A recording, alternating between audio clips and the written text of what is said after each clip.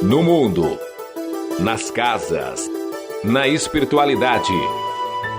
A responsabilidade do homem na evolução dos animais. No ar, pela Web Rádio Meimei. Animais, nossos irmãos. Bom dia, amigos e amigas ouvintes. Este é o programa Animais, Nossos Irmãos, que você está ouvindo pela Web Rádio Meimei e vai ao ar todos os domingos às 10 horas da manhã. E para quem não consegue ouvir quando vai ao ar, pode ouvir pelo YouTube ou Spotify, onde todos os episódios estão disponíveis. No programa de hoje, o Festival Hindu, que homenageia os animais. E dá para saber se meu novo cãozinho é o mesmo que perdi há alguns anos? Cão Caramelo e o filme que está emocionando o Brasil. E você, freia para animais? Entenda de onde se originou a campanha. Mais uma dica do ouvinte e mais curiosidade sobre animais. Se você tiver alguma história ou curiosidade que queira compartilhar comigo, envie para o e-mail animaisnossosimãos2024@gmail.com, tudo junto, minúsculo e sem o tio. Agradecendo aos técnicos que ajudam a tornar possível esse programa, intercalando a mesa de som, Guga, Cid e Miguel. Eu sou a Vanderly, vem comigo em mais um programa. Você está ouvindo Animais, Nossos Irmãos. Eu estava fazendo minhas pesquisas pela internet e acabei esbarrando em imagens de vacas e bois em uma rua, rodeados de pessoas. Na hora, condicionada como estou com a maldade, pensei ser algum tipo de tourada ou uma dessas farras, onde os animais são soltos nas ruas e correm entre as pessoas. Mas então, percebi que os animais estavam com guirlandas de flores no pescoço e fui ver do que se tratava. Felizmente, não era nada do que eu pensava. No Nepal, existe um festival hindu muito conhecido, celebrado anualmente entre outubro e novembro, chamado de Kukur Tihar. É um dos maiores festivais do país. Nesses dias, em especial, os cães são vistos como mensageiros divinos e guardiões espirituais, símbolos de lealdade, proteção e amizade. Durante o festival, eles são adornados com guirlandas de flores, recebem uma tica vermelha na testa, que é aquela marca feita com cinzas ou pasta de sândalo, um sinal de bênção e respeito, e são presenteados com comidas especiais. O mais belo desse festival é que tanto cães de rua quanto cães de estimação são igualmente celebrados, mostrando um profundo senso de compaixão e igualdade. Nesses dias, é considerado pecado se alguém se comportar desrespeitosamente com um cão. E não são apenas os cães que são reverenciados e homenageados durante o festival. Muitos animais, incluindo vacas e corvos, também são homenageados. Os cães de rua do Nepal, infelizmente, sofrem com a crueldade, mas nesse dia eles são amados e respeitados. Os defensores do bem-estar animal esperam que o espírito do Kukur Tihar perdure além do festival, fazendo um apelo para um tratamento melhor dos cães de rua durante todo o ano e o fim das práticas de crueldade. E eu espero que o espírito desse festival se estenda pelo mundo todo. O ouvinte quer saber.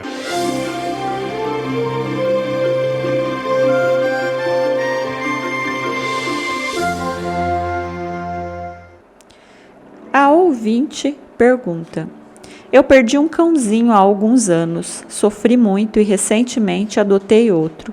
Minha amiga, que é médium, disse que ele é a reencarnação do meu cãozinho que morreu, mas tem um problema.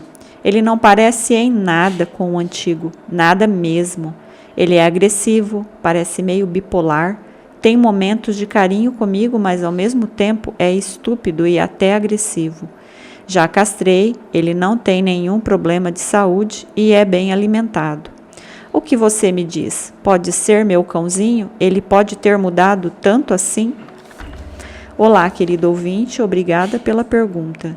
Eu já me deparei com uma situação semelhante e meu ponto de vista é que é você mesma quem deve chegar a essa constatação, a de que é o mesmo cãozinho. Existem muitas questões que só você pode responder, e se acha não ser o mesmo, provavelmente não é. Mas não há como saber e nem temos como afirmar. Afinal, muita coisa influencia o comportamento de um cão, e uma delas é a raça, pois que existem raças com comportamentos específicos, e isso qualquer veterinário pode confirmar. Mas dentro de tudo que eu estudo sobre o assunto, o que foi vivido por um cão permanece arquivado na memória espiritual dele. E se o cãozinho que você tinha já era dócil, não creio que ele possa ficar agressivo de uma vida para outra. Mas pode acontecer o seguinte: vamos supor que na vida anterior ele tenha nascido em um corpo que domou sua agressividade.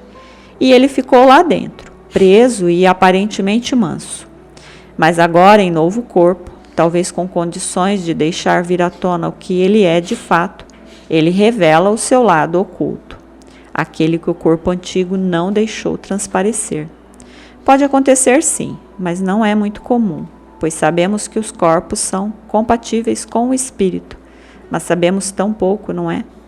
E quanto à mediunidade de sua amiga, médiuns são humanos e podem ser falhos. Vou dar um conselho, se é que posso chamar assim.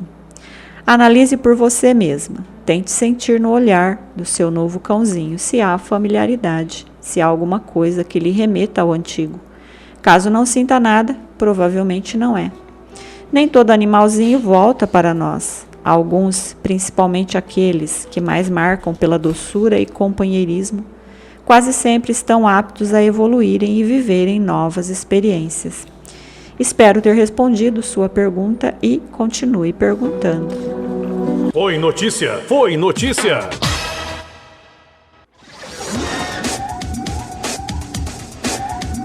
O Parque Marineland, localizado nas Cataratas do Niágara, ameaçou sacrificar 30 belugas caso o governo federal do Canadá não forneça apoio financeiro.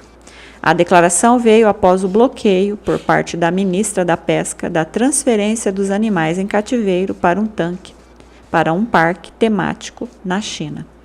Com cerca de 400 hectares em Ontário, o Marineland funciona como parque de diversões, zoológico, aquário e área florestal. Nos últimos anos, tem sofrido investigações crescentes por conta das alegações de que os animais estão vivendo em condições precárias.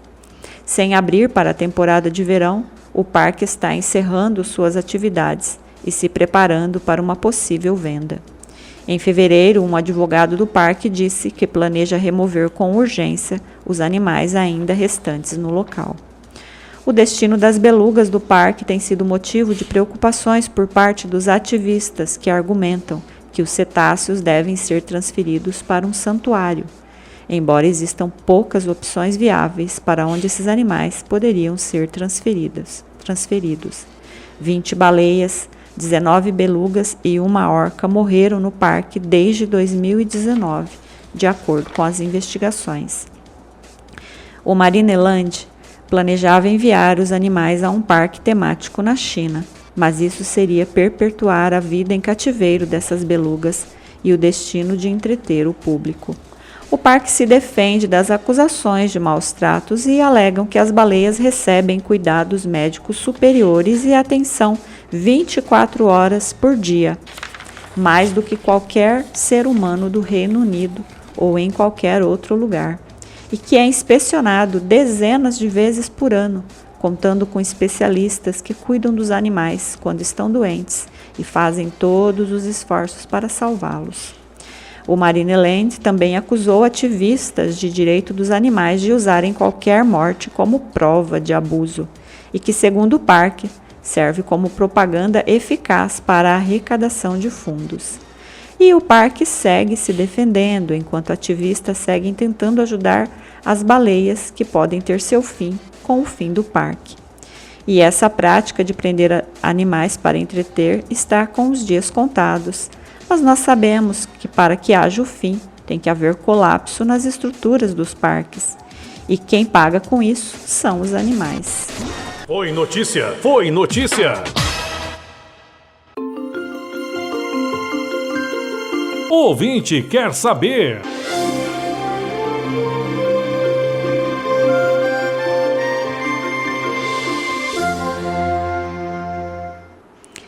A pergunta veio da minha amiga Josiane, que mora lá em Maringá. Ela tem uma dúvida sobre o sofrimento dos animais, se isso é para a evolução deles e se é preciso realmente sofrer para evoluir. Querida amiga, sim, os animais sofrem para evoluir, mas essa resposta sempre considerei simplista demais, levando em conta que existem inúmeros fatores que favorecem o sofrimento de um animal. Primeiramente, antes de falar em sofrimento, há que se levar em conta o planeta em que vivemos. Nenhum ser que nasce nesse mundo está isento de sofrer. A Terra é berço para o sofrimento, e independente de merecer ou não, quem por aqui nascer, inevitavelmente passará por sofrimentos, e temos Jesus para comprovar isso. Quando nascemos na Terra, já o fazemos para nos depurar espiritualmente, vencer tendências e aprender a amar. E não há melhor meio de evoluir passando por provações e superando-as. A Terra é abençoado mundo que nos propicia esse aprendizado, meio que forçado, claro. E com os animais não é diferente. Por que eles sofrem? Eu já falei muito do sofrimento animal nesses programas, mas sempre há coisas a se dizer. Antes de falar sobre o sofrimento e como ele é importante na evolução, há que se entender o que é a tão falada evolução, no que implica evoluir. Evoluir é subir de status espiritual, ou seja, nos melhorar, vencer vícios, ignorar ofensas, aceitar reveses, ser compassivo, generoso, amável, todas as qualidades do bem, sem precisar fingir, sentidas e vividas naturalmente. Uma pessoa, quando evolui, ela vai expandindo a percepção, vendo coisas que antes não via, percebendo situações que antes lhe passavam despercebidas. Mas claro que isso não acontece em uma única vida, por isso reencarnamos tanto. Algumas virtudes levamos séculos, milênios para adquirir. E com os animais, como acontece a evolução? Com eles a evolução se dá automaticamente, sem que eles percebam. Mas como eles caminham para a humanidade, um dia evoluirão para ser gente, precisam começar o aprendizado ao lado de pessoas. E isso os coloca na linha de frente da maldade, pois que algumas pessoas não conseguem oferecer amor, ainda não aprenderam. Existem duas formas de se evoluir, pelo amor ou pela dor, e escolhemos quase sempre a dor como alavanca, quando o amor nos eleva muito mais rapidamente. E se existe dúvida quanto a isso, vou dar um exemplo. Imagine a questão sobre parar com o consumo de carnes. Ou paramos por compaixão pelos animais, ou paramos por recomendação médica, ou seja, doenças. Esse é um exemplo simples sobre como se evolui pelo amor ou pela dor. E a escolha é sempre nossa, nosso livre-arbítrio. Agora que já ficou mais claro o que é evoluir, quero fazer uma pergunta para você, minha amiga. Como aprendemos que um ferimento dói? Sentindo sua dor, não é? Se não sentíssemos dor, nunca saberíamos que ela existe e, consequentemente, não teríamos empatia ou compaixão. Então, como os animais aprendem essas coisas? Animais aprendem na vivência, pois que ainda não podem raciocinar e escolher entre amor e dor. Eles aprenderão literalmente com a dor. Para não me estender demais nesse assunto, pois que ele rende, vou encerrar recontando uma história que contei no primeiro programa. Uma que eu li em um dos livros do veterinário Marcel Benedetti. Ele conta que um veterinário certo dia chegou para abrir sua clínica e encontrou um cãozinho de rua com a pata quebrada próximo dali. Prestativo, ele levou o cãozinho até sua clínica e cuidou dele. Por dias o alimentou e tratou sua pata quebrada. Quando o animal estava curado, devolveu-o para a rua e a vida seguiu. Semanas depois, quando ele chega para abrir a clínica, vê o mesmo cãozinho na entrada, como se o esperasse, acompanhado de outro cão de rua. Este cão que o acompanhava tinha a pata quebrada. O que esse cão aprendeu com o sofrimento de quebrar a pata? Ele aprendeu empatia e compaixão. E é assim que a dor funciona na evolução animal. As outras dores desnecessárias, aquelas que são impostas pelo egoísmo humano, essas serão reparadas e cobradas na hora certa, pois, como sabemos, nenhuma folha cai sem que Deus tome conhecimento disso. Espero ter respondido sua pergunta e continue perguntando. Na Web Rádio Meimei, Animais Nossos Irmãos. Qual a sua raça? Provavelmente não tem nenhuma totalmente definida. A grande maioria de nós somos uma mistura de povos e culturas e não podemos afirmar ser descendente de uma única raça. Com os cães é bem diferente. Alguns deles possuem uma raça bem definida, com pedigrees e certificados. Mas a maioria, os famosos vira-latas, são como nós, os famosos SRDs, ou sem raça definida. Como você já deve ter ouvido falar no cão caramelo, virou patrimônio nacional e recentemente filme. São cães que, apesar de não ter raça definida, ainda assim são muito parecidos. Eles acabam procriando e temos os vira-latas criando suas próprias raças. São parecidos, mas não são iguais. E além da aparência, eles podem variar em altura, pelagem ou no porte físico, pois que o que define como sendo um caramelo é unicamente sua pelagem nesse tom. Caramelo é o cão do momento, aquele comum que todos nós em algum momento da vida já tivemos. Ele é o típico cão de rua, muito inteligente, carente, carinhoso e fiel, pois que nós sabemos que quando adotamos um cãozinho de rua, estamos levando um devoto para casa. Ele nos amará e comprará a maior briga por nós. Em 2023, foi criado um projeto de lei do vira-lata caramelo, que busca reconhecer o cãozinho como manifestação cultural e material do Brasil. O deputado, autor da proposta, diz que a iniciativa surgiu por conta da representação positiva que o cão possui no país, sendo um símbolo de lealdade, amor e respeito aos animais. Atualmente, o projeto está em análise na Câmara dos Deputados. O caramelo virou sensação e a Pedigree, indústria de alimento para cães, entrou na campanha para transformar o cão caramelo em ícone nacional, promovendo o Clube Caramelo, com o objetivo de dar mais visibilidade e incentivar a adoção desses cães. A empresa busca valorizar o caramelo, mostrando que eles também podem ser considerados um patrimônio cultural. A Pedigree também está realizando estudos genéticos para mapear as características dos cães caramelo e entender melhor a genética e, com isso, as doenças comuns entre eles. E o filme Caramelo, você já assistiu? Eu demorei um pouco, confesso que tenho reservas com filmes onde animais são usados, mas respirei fundo e encarei.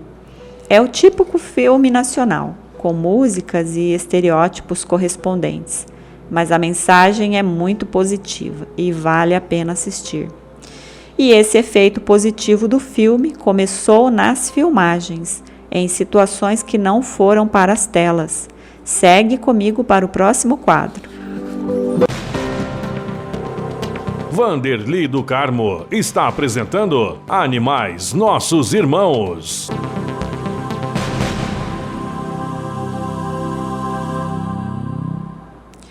Nós sabemos que para se produzir um filme não é algo da noite para o dia.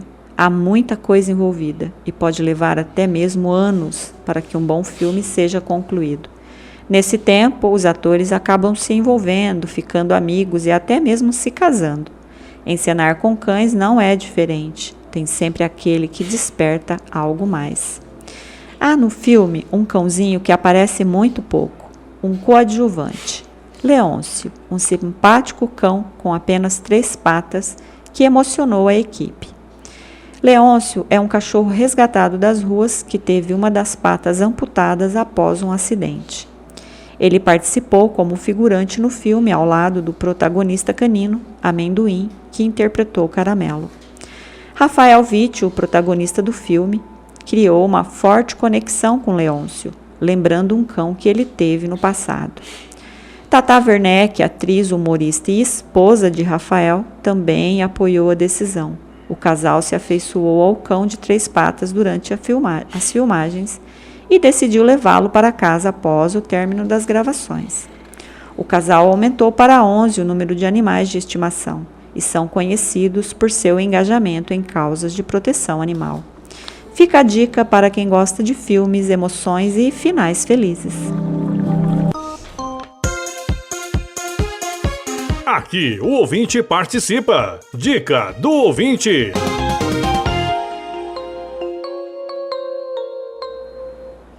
E continuando a falar sobre o filme Caramelo, se você assistiu, viu a cena onde o cãozinho é levado escondido para visitar seu tutor no hospital. Querendo ver seu cão, o personagem de Rafael Witt pede para que o levem, mas o hospital tem regras e levaria dias para que seu pedido fosse atendido. Então, devido à gravidade do caso, suas amigas decidem levar Caramelo escondido. Uma cena que fica restrita às telas de cinema, pois que envolve uma bagunça que ninguém, em sã consciência, faria em um hospital. Isso é mais comum do que imaginamos. Pessoas com poucas horas de vida, sem poder se despedir dos seus pets, acabam implorando para que eles sejam levados até o hospital. E seguindo esse assunto, a dica dessa semana é mais uma do meu amigo Luiz Maurício. Vamos a ela. Foi sancionada esse ano em São José do Rio Preto, São Paulo, a Lei 14.768, que autoriza visitas de animais de estimação a pacientes internados. Estão permitidos cães, gatos, pássaros, coelhos, chinchilas, tartarugas e hamster, desde que vacinados, higienizados e acompanhados por um familiar. As visitas de até 30 minutos precisam de autorização médica e do hospital. A medida reforça os benefícios emocionais da presença dos pets em momentos delicados. A equipe de saúde responsável pelo paciente deve autorizar a visita do animal, e o animal precisa estar com a vacinação em dia, sendo necessário um laudo atestando que o animal está saudável e tem bom comportamento. Além de que a espécie e o tamanho do animal devem ser compatíveis com as condições de segurança e o funcionamento do hospital, que terá a liberdade de definir os dias, horários e locais permitidos para a visita. É importante que os hospitais tenham critérios claros para a entrada de animais de forma segura e controlada. Essas visitas de animais podem ajudar a reduzir o estresse e a ansiedade de pacientes hospitalizados. Pode contribuir para a melhora do quadro clínico do paciente, liberando hormônios como endorfina e ocitocina, que combatem o cortisol, o hormônio do estresse. A lei existe, mas vai depender de cada hospital aceitar ou não. E nós sabemos que leis podem existir, mas para alguma delas é necessário entrar em uma briga para que sejam cumpridas e, infelizmente, nesse caso, nem sempre haverá tempo. Você está ouvindo Animais Nossos Irmãos. Você já deve ter ouvido falar da campanha Eu Freio para Animais, que recentemente chegou aqui em Garça. Essa campanha, que está circulando pelo Brasil e consiste em colar um adesivo na parte traseira do carro, foi criada pelo publicitário Tiago de Moraes, morador de Marília, que, inspirado no seu cachorro Pituco, criou um super-herói canino, com várias revistinhas que já alcançaram um grande público inclusive em países vizinhos ao nosso. A história tem uma origem bem triste. Pituco, o cãozinho de Tiago, foi atropelado e morreu durante o processo de criar os quadrinhos. E dessa perda nasceu a ideia desse trabalho do publicitário, que ajuda a conscientizar e combater maus tratos contra animais e expandir a luta pela proteção animal. E seguindo a ideia, o delegado Bruno Lima lançou uma campanha com o mesmo nome, mostrando aos motoristas sobre a importância de frear para evitar atropelamentos de animais. A campanha promove uma cultura de prevenção e respeito no trânsito. O delegado já liderava o movimento Cadeia para Maus Tratos, que tem como objetivo principal a luta por leis mais rigorosas e punições mais severas para crimes de maus tratos a animais. Ele visa garantir que criminosos sejam presos, combatendo a impunidade, e tem uma grande rede de apoiadores em todo o país. A campanha também envolve ações práticas como resgate de animais, fiscalização e denúncias. A campanha Eu Freio para Animais consiste em pedir o adesivo gratuitamente, preenchendo um formulário. Bom, eu preenchi tem algumas semanas e até agora ainda não recebi. Vou aguardar e volto com mais informações. Você sabia? Você tem nojo de lesma? Acha que é um bichinho inútil e não entende os motivos de Deus as ter criado? Então, aqui vão algumas curiosidades desses bichinhos, que mesmo sendo desajeitados e nojentos aos olhos da maioria, carrega consigo leis incríveis da natureza. A primeira lei é a da adaptação. Sem concha, a lesma desenvolveu um corpo úmido e resistente para sobreviver em ambientes escuros e molhado. A segunda é a lei da proteção. Esse muco que ela solta não é nojo, é defesa. Ele ajuda a deslizar e ainda protege contra inimigos. E a terceira é a lei do equilíbrio. Apesar de serem vistas como pragas, as lesmas têm um papel importante no ciclo da vida, reciclando restos orgânicos e alimentando outros animais. Algumas lesmas têm a capacidade de regenerar partes do corpo perdida. Algumas espécies marinhas podem até regenerar um corpo inteiro a partir de uma cabeça decapitada. Possuem mais de 27 mil dentes em sua língua, que são usados para raspar e triturar alimentos. E assim como os tubarões, perdendo e substituindo-os constantemente. A maioria das lesmas tem uma forma assimétrica chamada destra, pois evoluíram de caracóis com conchas espiraladas. Podem se reproduzir sozinhas, mas preferem um parceiro. Elas botam seus ovos em locais úmidos, onde se desenvolvem com o calor. Existem aproximadamente 75 mil espécies de lesmas, caracóis e caramujos, que são criaturas antigas, com registros fósseis de cerca de 500 milhões de anos, um verdadeiro animal pré-histórico. Elas não são nada bonitinhas, mas sem dúvida são seres merecedores do nosso respeito.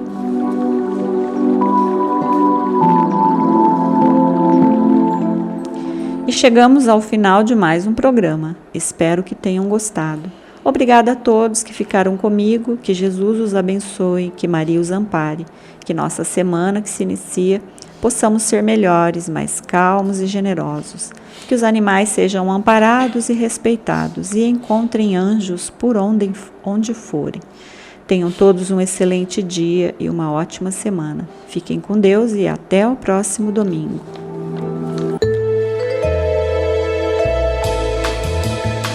Você ouviu Animais Nossos Irmãos. Animais também são espíritos. São elos da nossa jornada evolutiva.